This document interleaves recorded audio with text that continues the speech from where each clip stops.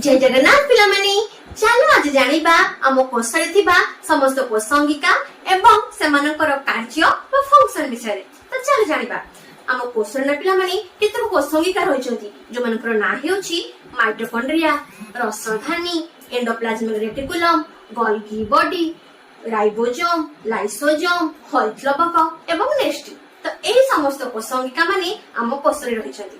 तो पिला माने तुम तो जानिछ आमर कोष माने आम खाली आखि को देखा जांती नै से माने बहुत क्षुद्र।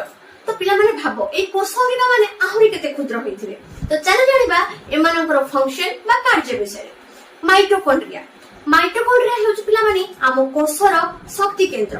Power house of the cell is mitochondria. एठारे ही पिला माने आमर शक्ति उत्पन्न होई थाए एटीपी आकार रे।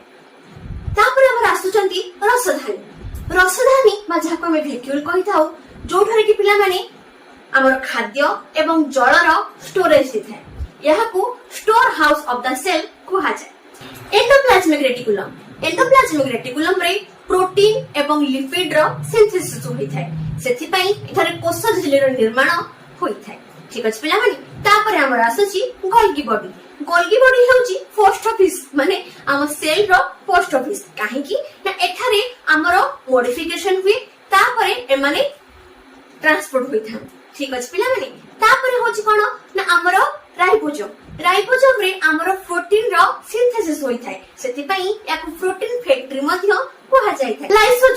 लाइसोसोम हेउची पिला माने गोटे सुइसाइडल बेड माने ये हमरो पाचक थळी हम कोषरे आमर जति सब मृत कोष कि आमर जति सब पुरातन कोष सेमानकु नष्ट करि देबारे सहाय्य करि थाय हमर लाइसोसोम। सेति पई याकू आत्मघाती थळी मध्य कोहा जाय थाय। ठीक अछि पिला माने तापर हमर आसुची कि हरितलबक बा जहाको हम क्लोरोप्लास्ट कहि थाउ। ए क्लोरोप्लास्ट सहाय्य रे ही उद्भिद फोटोसिंथेसिस प्रक्रिया बा आलोकसंश्लेषण प्रक्रिया सहाय्य रे खाद्य प्रस्तुत करि पाइ थाय।